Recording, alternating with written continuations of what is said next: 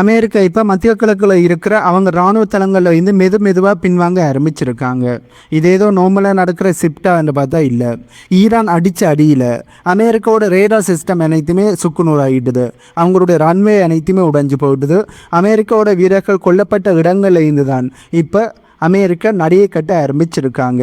கிட்டத்தட்ட 300க்கும் அதிகமான அமெரிக்காவோட இராணுவ வீரர்களுக்கு இப்போ காயம் ஏற்பட்டு ஹாஸ்பிட்டலில் இருக்காங்கன்ற செய்தியும் வெளியே வருது.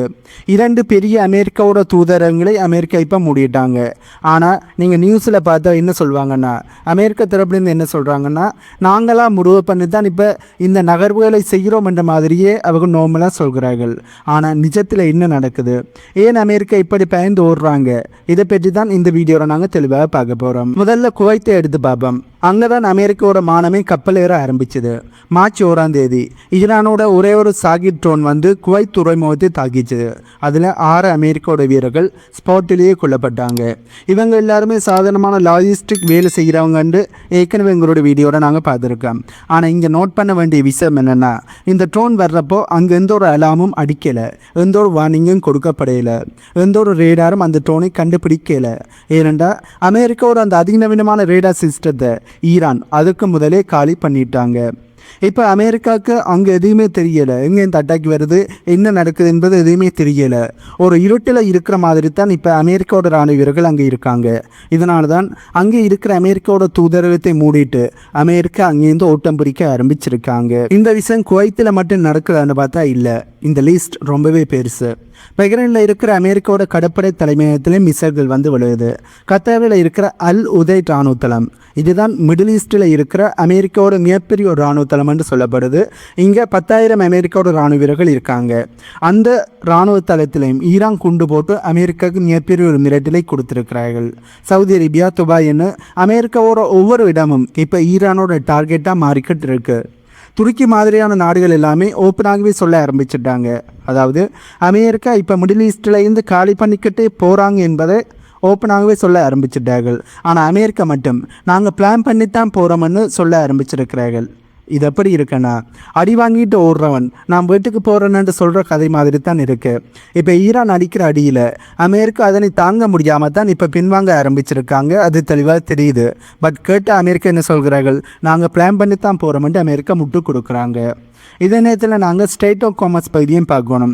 உலகத்தோட மொத்த பெட்ரோல் டீசலில் 20% இந்த வழியை தான் போகுது. இதை பற்றி ஏற்கனவே எங்களோட பல வீடியோக்களில் பார்த்துருக்கேன். இந்த ஸ்டேட் ஆஃப் காமர்ஸ் பகுதியை ஈரான் அப்படியே மூடிட்டாங்க. இந்த வழியை எவனுமே போகக்கூடாதுன்னு ஈரான் இதனை லாக் பண்ணி இருப்பது தான் அமெரிக்காவுக்கு மேலும் பிரஷரை ஏற்படுத்தி இருக்கு. ஈரான்கிட்ட மிகப்பெரிய எந்த ஒரு கப்பல் படையுமே இல்லை. அப்புறம் எப்படி இந்த ஸ்டேட் ஆஃப் காமர்ஸ் பகுதி ஈரான் கண்ட்ரோல் எடுத்தாங்கன்ற கேள்வி உங்களுக்கு கிளம்பும். ஈரான் சும்மா ஒரு 20 கப்பல்களை டார்கெட் பண்ணி அடித்தாங்க, அவ்வளவுதான். இப்போ எந்த ஒரு இன்சூரன்ஸ் கம்பெனியும் இந்த வழியாக வர்ற கப்பல்களுக்கு கேரண்டி தர மாட்டோம் என்று சொல்ல ஆரம்பிச்சிட்டார்கள். இதனால் பெட்ரோல் விலை ராக்கெட் வேகத்தில் ஏற ஆரம்பித்தது. நம்ம ஊரில் மட்டுமில்லை, உலகமே இப்போ இதனால் தத்தளிக்க ஆரம்பிச்சிருக்கு. அமெரிக்கா என்னதான் குண்டு போட்டாலும் ஈரான் மீது தாக்குதலை நடத்தினாலும் இந்த ரூட்டை அமெரிக்காவால் இப்போதைக்கு துறக்க முடியும். இப்போ இந்த யுத்தத்தோட மிக கொடூரமான ஆனால் யாருமே வெளியில் சொல்லாத ஒரு பகுதிக்கு வருவோம். துப்பாக்கி சூட மிசைல்கள், இது எல்லாத்தையும் விட பயங்கரமான ஒரு ஆயுதத்தை ஈரான் இப்போ கையில் எடுத்திருக்காங்க. அதுதான் தண்ணீர். வளைகுடா நாடுகள் என்று சொல்லப்படுகின்ற சவுதி, குவைத், பஹ்ரைன், கத்தார், இங்கெல்லாம் பாலைவனம் தான் அதிகமாக இருக்கு என்பது அனைவருக்குமே தெரியும். ஆனால் இங்கே குடிக்கிற தண்ணி எங்கேருந்து வருது என்று நீங்கள் ஒரு தடவையாவது யோசிச்சு பார்த்துருக்கிறீங்களா? கடல் தண்ணீரை குடிநீராக மாற்றுற அந்த பிரமாண்டமான டீசாலினேஷன் பிளான்ட், இதன் மூலமாக தான் இவர்களுக்கு தண்ணி கிடைக்குது. உலகத்தில் இருக்கிற 40% கடல்நீர் சுத்திகரிப்பு ஆலைகள் இந்த சின்ன வளைகுடா பகுதியில் தான் இருக்குன்னு சொன்னால் உங்களால் நம்ப முடியுதா? இதை நீங்கள் நம்பலைனாலும் இதுதான் நிஜமாக இருக்கு. மார்ச் 7ஆம் தேதி ஈரான் ஒரு குற்றச்சாட்டை முன்வைக்கிறார்கள். அமெரிக்கா இங்கே தீவில் இருக்கிற ஒரு வாட்டர் பிளான்ட்டை அடிச்சிட்டாங்கன்னு ஈரான் தரப்புலேருந்து சொல்லியிருந்தார்கள். அடுத்த 24 மணி நேரத்தில் பஹ்ரைனில் இருக்கிற ஒரு மிகப்பெரிய வாட்டர் பிளான் மேலே ஈரானோட ட்ரோன் வந்து விழுது. உண்மையாகவே ஈரான் தான் இதனை அட்டாக் பண்ணினார்களா அல்லது ஃபால்ஸ் ஃபிளாக் அட்டாக்கை அமெரிக்காவும் இஸ்ரேலும் செய்தார்கள் என்பது யாருக்கும் தெரியாது. பட் பஹ்ரைனில் இருக்கின்ற ஒரு வாட்டர் பிளான் மேலே அட்டாக் நடந்திருக்கு என்பது தான் உண்மை. இங்கே தான் உண்மையான மேட்டரும் ஆரம்பிக்குது. ஈரான் தரப்புலேருந்து இதனை வச்சு ஒரு மெசேஜை சொல்கிறாங்க, நீங்கள் எங்களோட தண்ணியை தொட்டால் நாங்கள் உங்களை சுற்றி இருக்கிற அமெரிக்காவோட பார்ட்னர்ஸோட தண்ணியை தொடுவோம் அப்படின்னு ஒரு பயங்கரமான வார்னிங்கை ஈரான் கொடுத்துருக்கிறார்கள். புல் புள்ளி விவரப்படி பார்த்தா இந்த கல்ப் நாடுகளில் எந்தெந்த நாடுகள் எவ்வளவு இந்த வாட்டர் பிளான்ட்டை நம்பி இருக்கிறார்கள் என்பதை பார்ப்போம். அதில் முதலாவது பேகிறேன். இவங்களோட குடிநீர் தண்ணியில் 90% இந்த பிளான்ட்டை நம்பித்தான் இருக்காங்க. அடுத்தது குவைத். இவங்களும் 90% இந்த பிளானை நம்பித்தான் இருக்காங்க. Oman 56%, Saudi Arabia 70%. இப்போ ஜோதிச்சு பாருங்க, ஒரு 10 கோடி மக்கள் குடிக்கிற தண்ணி இந்த ஆலைகளை நம்பித்தான் இருக்காங்க. அதாவது 10 கோடி மக்கள் இப்படியான பிளான்ட்டை நம்பித்தான் இருக்காங்க. இதில் 1-2 ஈரான் காலி பண்ணாலே போதும், அந்த நாடுகள் ஸ்தம்பிச்சு போயிடும், மக்கள் வீதிக்கு வந்துடுவார்கள்.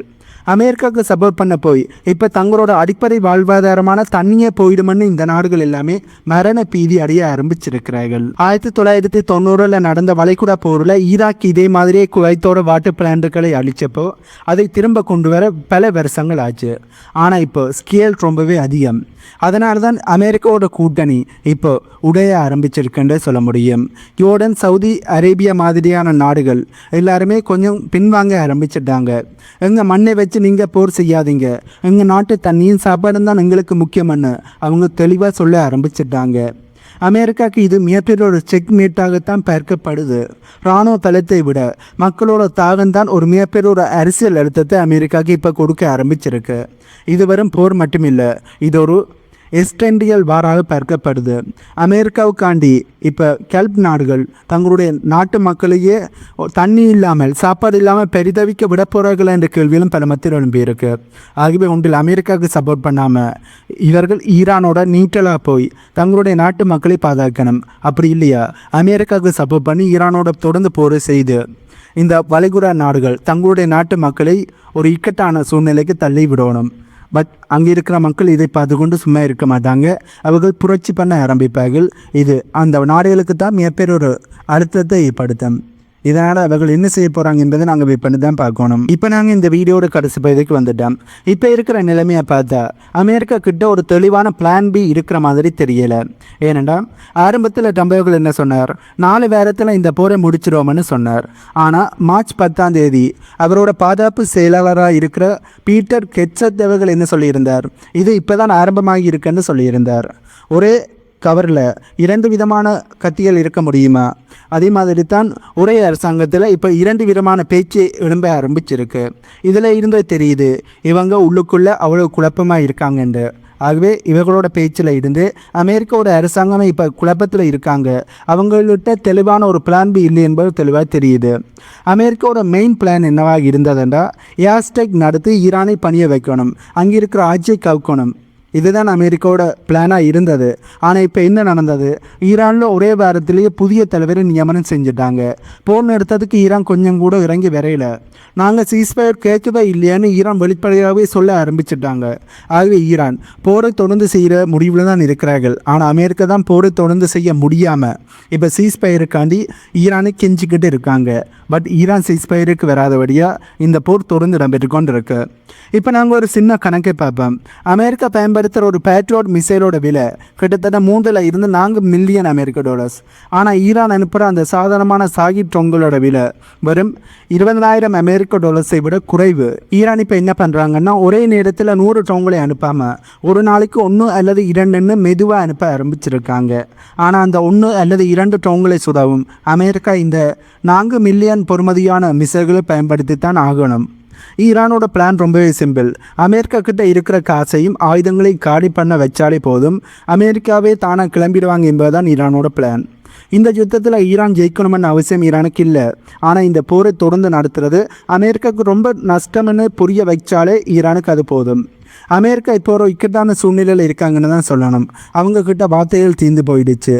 ஆனால் பின்வாங்கிறது மட்டும்தான் அவர்களுக்கு இருக்கிற ஒரே ஒரு வழியாக தெரியுது. மத்திய கிழக்கில் அமெரிக்காவோட அந்த சூப்பர் பவர் இமேஜ் இப்போ மெதுவாக உடைய ஆரம்பிச்சிருக்கு. இது வெறும் இராணுவ தோல்வி மட்டுமில்லை, இது ஒரு மிகப்பெரிய ராஜதந்திர தோல்வியாக பார்க்கப்படுது. நீங்கள் என்ன நினைக்கிறீங்க? அமெரிக்கா மிடில் ஈஸ்டில் இருந்து முழுசாக வெளியேறிடுவார்களா, இல்லை இது மிகப்பெரிய ஒரு போராக வடிக்குமா? உங்களுடைய கருத்துக்களை மறக்காமல் கீழே கொமெண்ட்டில் சொல்லுங்கள். ஆகவே இந்த வீடியோவில் நான் சொன்ன தகவல்கள் உங்களுக்கு புதிதாக இருந்திருக்குமென்னு நம்புகிறேன். இந்த தகவல்கள் உங்களுக்கு புதிதாக இருந்தால் இந்த வீடியோக்கு லைக் பண்ணி நம்ம சேனலை சப்ஸ்கிரைப் பண்ணி பக்கத்துக்கு பெல் ஐக்கானை கிளிக் பண்ணி வைங்க. அப்போ தான் நான் போடக்கூடிய வீடியோஸை நீங்கள் உடனுக்குடன் பார்க்க முடியும். என்னமோ ஒரு புதிதான தகவல்கள் உள்ளடங்கிய புதிய வீடியோவில் உங்களை மீட் பண்ணுறேன்.